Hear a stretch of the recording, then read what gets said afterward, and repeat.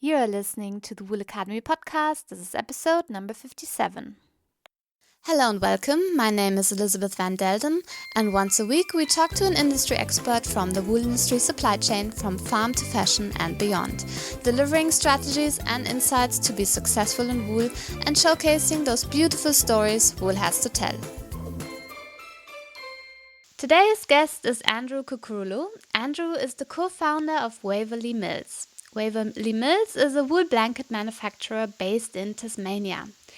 Waverley Mills has a company history of over 142 years, which Andrew will tell us all about today on the show. Welcome, Andrew. I'm so pleased to be talking to you today. How are you? Great, Elisabeth. Nice to be joining you on your podcast. Yes, I'm so excited that you were able to arrange this call today. And I would like to invite you to first talk about yourself and the work that you do. Okay. So my background, I have a little bit of a varied background. I've had a number of years in the textile industry, approximately 15 or 16 years in clothing manufacturer and knitwear. And then I basically from that went on and did about 16 years in the tech industry. So I had multiple startups, but have now gone back to really my real love, which is textiles and being involved with Waverley Mills. Okay, and then why don't you also introduce Waverley Mills to us? So Waverley Mills is one of the oldest or the oldest continuous operating mill in Australia. In fact, it's the only woolen mill left in Australia. It's based in Launceston in Tasmania, and it was started in 1874. It was started through a government competition where the founder at the time won a competition, I think it was £5,000. I have to get that information correct, and basically built the mill and started the mill on Distillery Creek. And it's been running under various guises continuously since 1874. But in the last year and a half, I got involved to revitalise the product line, the mill itself, and to bring it back to its original remit, which is basically making beautiful product again. And your experience from the tech companies and startups, are you bringing that into Yeah, so my background in tech, I really want to take the mill forward in terms of innovation and technology. We started obviously selling online, which the mill has never really done before. And we launched our online site about a year ago. We did it very quietly just to make sure that we got it right. And we're actually due for a revamp of that site in the next 3 to 4 months. But part of my background is also working through tech was in social media, and we're placing more and more emphasis on telling our story through our social media channels, both on Facebook and on Instagram. We do a little bit with Twitter, but not much. Yeah, and I think I want to come back to social media a little bit later in our talk. But first, maybe tell us, can you give us a little bit of a brief history of Waverley Mills? You already started with the founder, but and also maybe a few different stages that the company went through. So the company has had both very, very successful times. So some of the things it used to do, it used to manufacture the first class and business class blanket for Qantas. It had a contract with Qantas. It also had a contract with the Toyota car company to make certain aspects of the upholstery and carpet for the cars. It had a very long history in making all types of bedding, so not only blankets, but it used to make doonas in the very early parts of when doonas were beginning to come to the fore. It, at its peak, had 123 people working at the mill.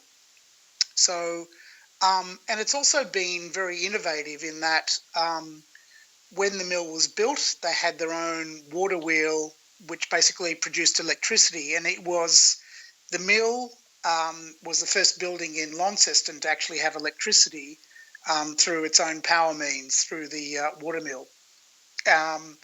So it's really had a long history in innovation, as well as had some very, very good contracts and quite a reasonable sized workforce. In the recent last probably 10 or 15 years, it has not done so well. It lost a couple of contracts.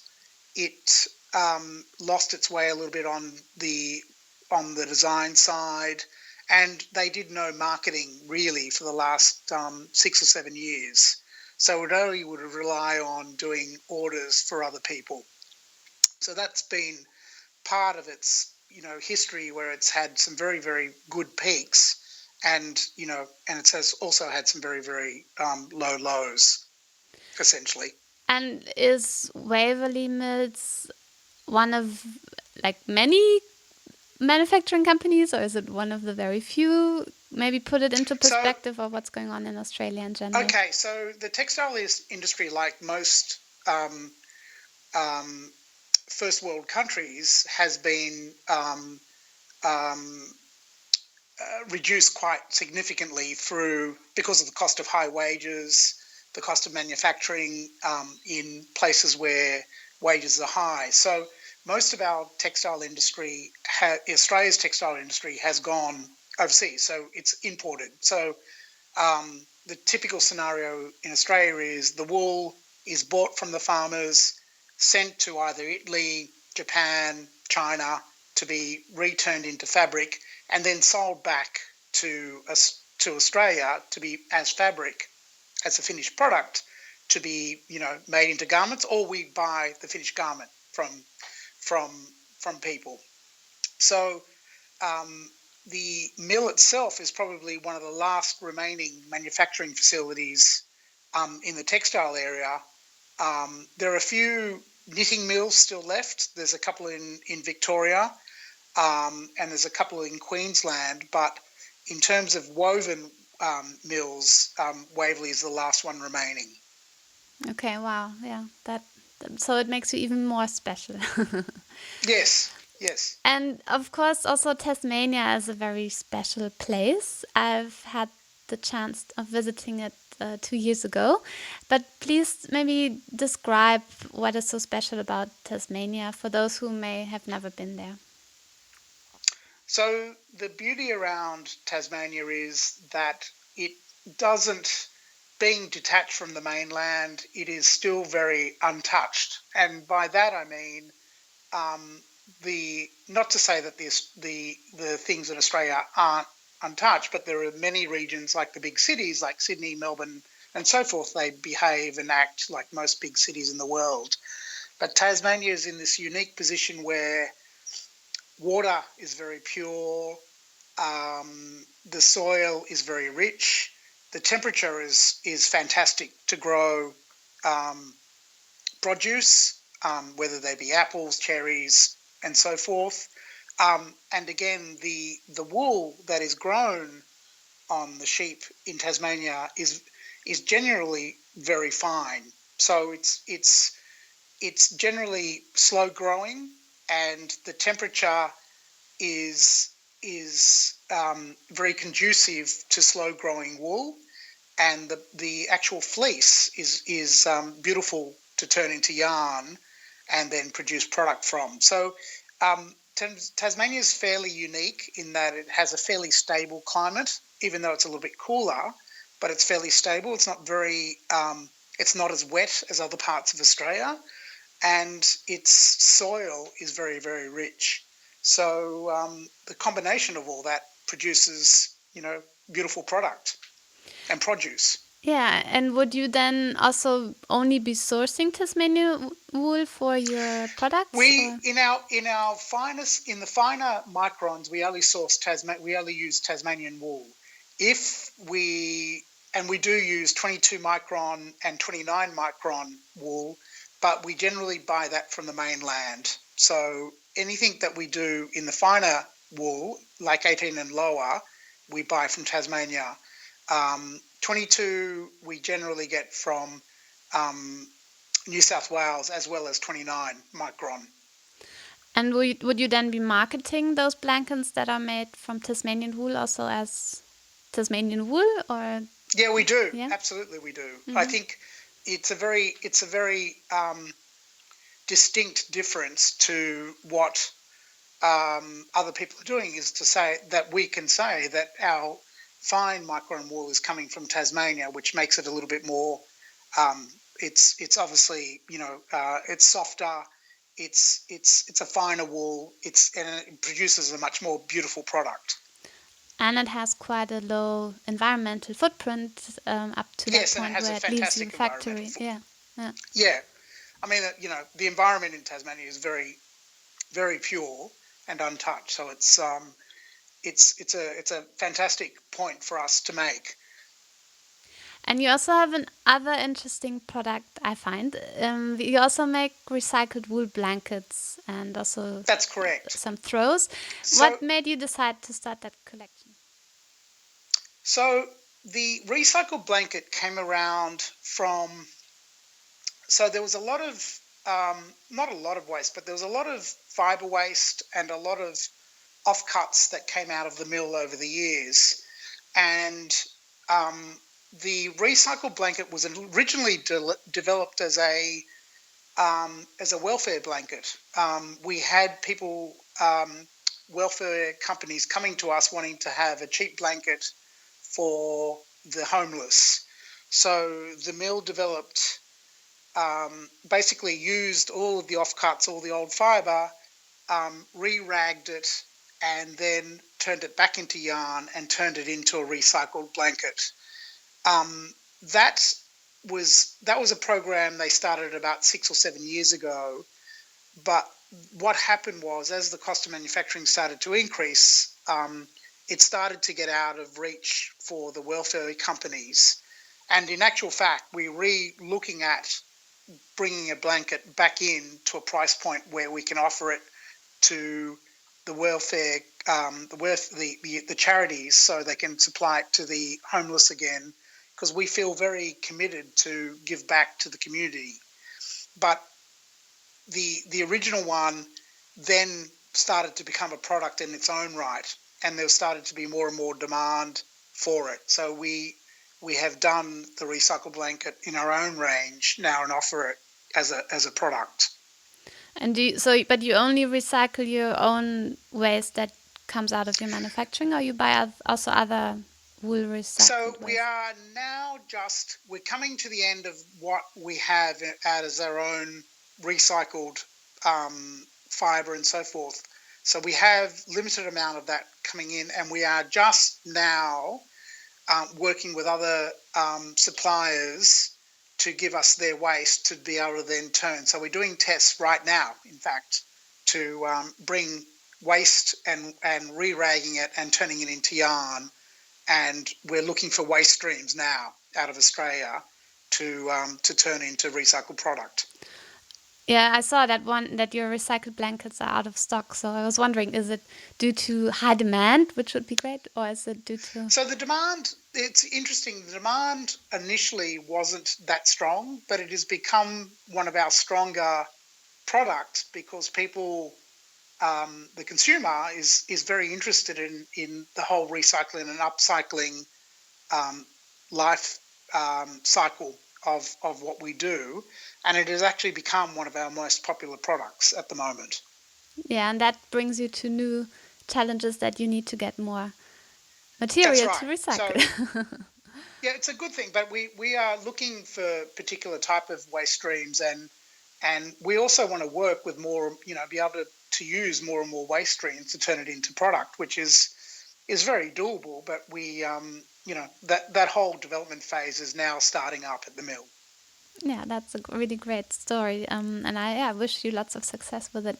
And tell Thank you. us, tell us also a little bit more about your target audience. So our target audience, that's an interesting one.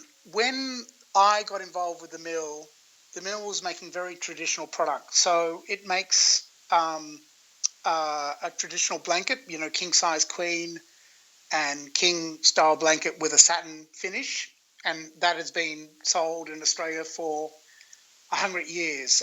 And if you speak to anyone in Australia, they've had a Waverley blanket on their bed or they've still got it. So the the target audience was for, initially when I got involved, was really an older market demographic.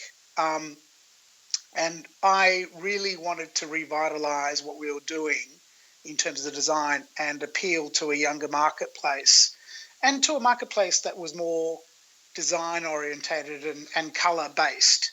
And so we are really now targeting um, sort of the demographic between early 30s to 50, basically, which is a younger demographic than we were with before. And sometimes we are even getting younger than that because of the recycled product. So in terms of wool blankets and throws, it's quite different the way we're targeting our audience now. So a blanket is now maybe more of a kind of fashion item in your interior house Yeah, that's right. instead of They're just a using it as a blanket on fashion the bed. item. Yeah.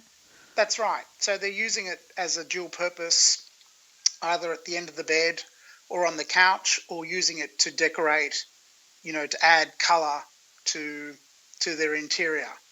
And we're finding that colour has really worked for us when, we're not, we purposely stayed away from just doing grey and the traditional basic colours. We added a lot of colour to our palette, and that's been really working well for us. Yeah, I love your colors. They're really amazing.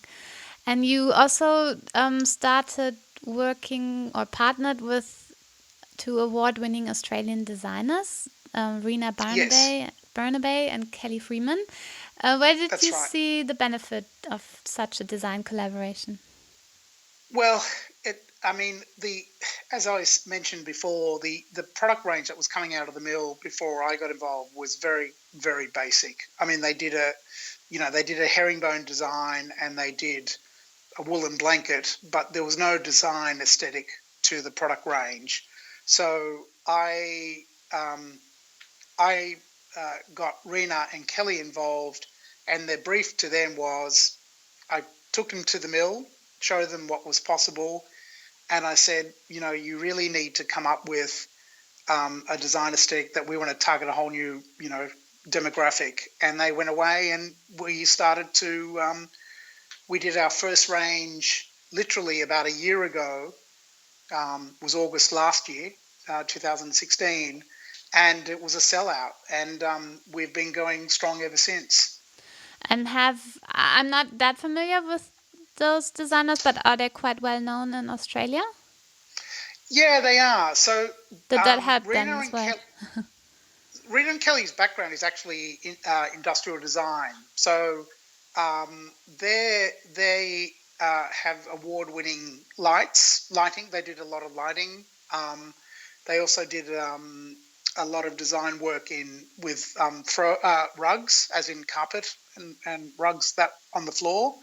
So they've had numerous projects where they've showcased in Milan, as well as been selling product here into Australia to some of the better retailers here.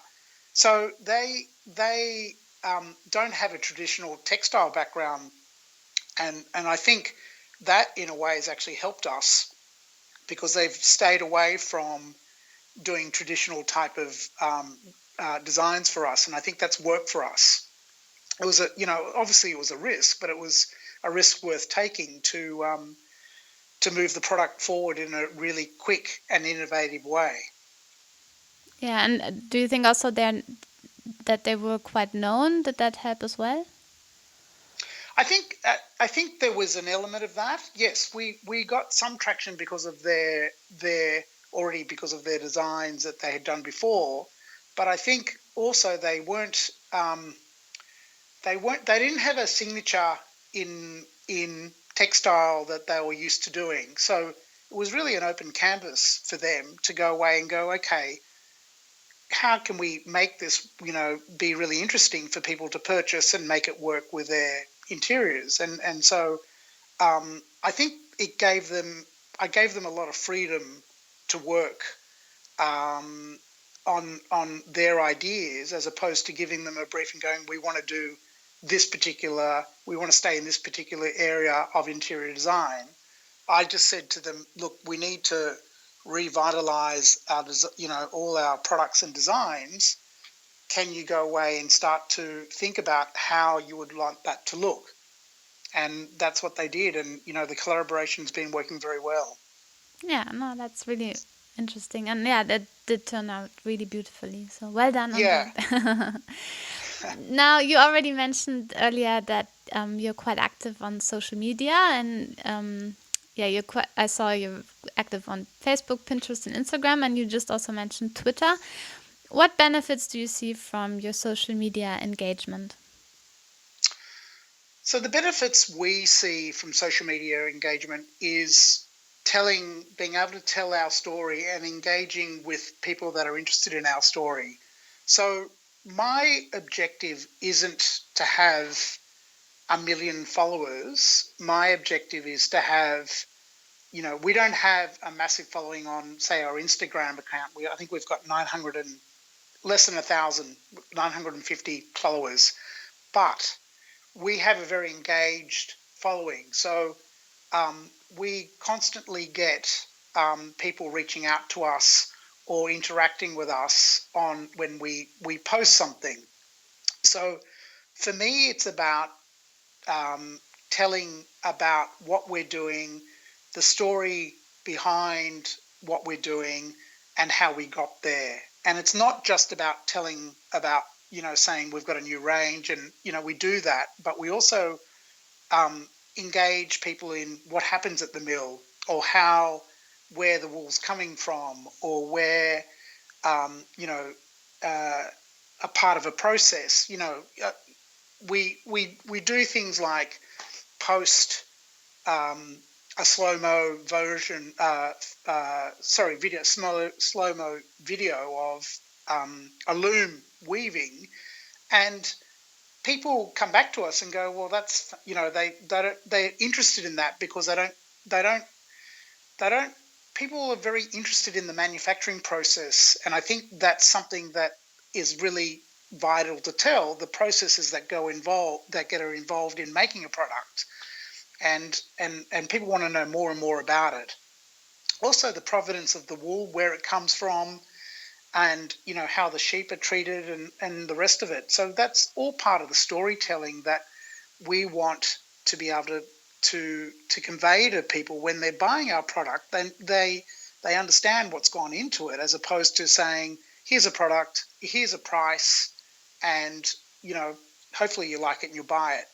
We kind of really want to get behind the scenes and tell them what's going on. And that's how we treat our social media. It's not just to promote. It's not about promoting product. It's about telling about what the mill is going through and what's going on. Yeah, and I think those two words, storytelling, is really the key to just promoting, as you said. So yeah, I agree totally. And can you maybe explain to us how you tell the story differently on the different platforms? Well, for instance, obviously Instagram, because it's visual, we try to make the photo very engaging, and then literally, in a very short amount of space, try to tell what that image is about. But if we then sometimes if we post on Facebook, we will give a much bigger explanation there because people tend to probably use Facebook on to read it a little bit more than they would expect to read it on Instagram. Our interaction, and just to briefly discuss Twitter, we've been trying to get Twitter more and more engaged, the users on Twitter, but we're not really having much success for that. And I feel that Twitter is really good for a certain type of promotion, but I think in the terms of a storytelling platform, it's not the sort of place that you would use it to promote what you're doing. I think the two platforms for us are really Instagram and Facebook. Okay, yeah, and yeah, some people say that Twitter works quite well for media and press work, but Yep. and maybe having some conversations as some presidents of other nations are doing, but Right. yeah, but probably for storytelling, it's more engaging on Facebook and Instagram with the images and Yep. the combination of text. Do you also do videos? You said slow motion videos. Is that something you invest we do. more? We're doing more and more video on both those platforms, and we find that's quite engaging and it catches people's eye, and they do interact with it. So yes, we will be doing more and more video as time goes on. And from the quality of your pictures, I assume you do really professional photo shoots. Yeah, we do. One of the things, so we didn't, when I first started with Waverley, with getting the product out, we didn't do a traditional photo shoot and put the throws on a bed or put it in that environment. We actually had a model wrap the throw around them and put her in a great environment to look at. Mainly, we do it in Tasmania mainly, so people can get a sense of what, where the product is coming from. So we do a combination of both now. We kind of are now doing more set based, the throws on a bed, and we also get a in situ situation where and I wanted to show the fabric or the throw in a way that is not stagnant. So by that I mean, if a model's got it draped over her shoulders, you can see that it's soft and it drapes very well. So it gives you a sense that it's soft and warm and something that you would want to have, on the couch over you or on your lap and so forth, as opposed to just a beautiful interior shot. And so I was trying to get a bit of motion and feeling through both of those types of setups in terms of photo shoots. Okay, cool. And tell me also, I think some companies are struggling on how much resource or how many resources to put into social media. So could you maybe share like how many people are working to promote Waverley Mills in social media and how much time does it take each day? So I've got one person who works 3 days a week for us, and they're permanent 3 days a week, and they will do. It depends on what's happening at the time with the mill and the information we want to get across, but it varies. So some weeks she will be absolutely flat out for the whole 3 days using the different platforms to convey what we want to, the story we want to say, to right down to we post 3 times a week, so we would do it on a Sunday night, generally a Wednesday, sometimes 4 times a week, Friday morning, and then again on the Sunday. So sort of depending on what's happening in the different, if we do change up when we post to get us to understand when people are reacting to it and when they're starting to see it. So we as I said, we have got a resource that is ongoing 3 days a week for us. Yeah, okay, that's super helpful, I think, for others to learn from as well. And also what you said about changing up the posting time from time to time to just see if you can have a better reach. Well, yeah, and also too, the two platforms change their algorithms all the time. So, and when they do that, that affects the timelines. So you have to adjust for that as well. Recently, Instagram changed their algorithms on the way people see your posts. So in the initial part when they did that, there was a drop in numbers, but then our numbers have come back because we've adjusted to when people are seeing it. So you've got to be really wary of what happens with the platforms themselves as well. Yeah, that's so true. And yeah, the sneaky algorithms, yes, that's right. they keep us on our feet. Yeah. Well, Andrew, thank you so much for sharing so many insights today. I have one last question. Are you shipping also your blankets internationally, or are you more focusing on the Australian market? How could people actually get access? So yes, we do ship free overseas if you buy through our website. But we are now looking to enter overseas markets with partners. So that's our next phase next year, is to grow our overseas markets and presence. Okay, that sounds exciting. Is it also a question of importing taxes that are sometimes complicated with blankets, or how things? No. We just we needed to get our local distribution correct first, and I feel that we're doing that now. And it was always a planned progression. And now next year we want to focus on our overseas markets. Okay, well, those are exciting days ahead for Waverley Mills. And tell us, before we close, what is your website and how can people connect with you? So the website is waverleymills.com.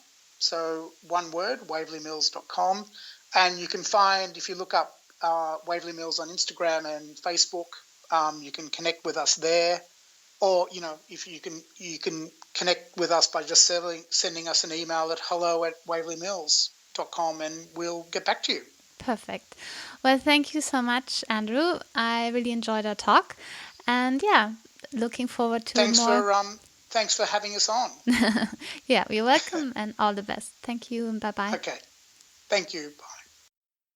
That was Andrew Cuccurullo from Waverley Mills in Tasmania. One thing Andrew only mentioned to me after our talk is that Waverley Mills is taking part in a crowdfunding campaign on the platform Indiegogo. The campaign runs between the end of November 2017 and the end of January 2018. The goal is to save Australia's oldest woolen mill. You can get great Waverley Mill blankets and throws if you support this crowdfunding campaign. You can find the link to the campaign in the show notes, along with all the other websites and social media accounts mentioned in the episode today. Visit the show notes at elisabethvandelden.com/057. Once again, elisabethvandelden.com/057. Don't want to miss out on any of the future episodes? Then subscribe to our podcast on iTunes or Stitcher, and also like us on Facebook at Elisabeth Van Delden. Thank you, and see you next week.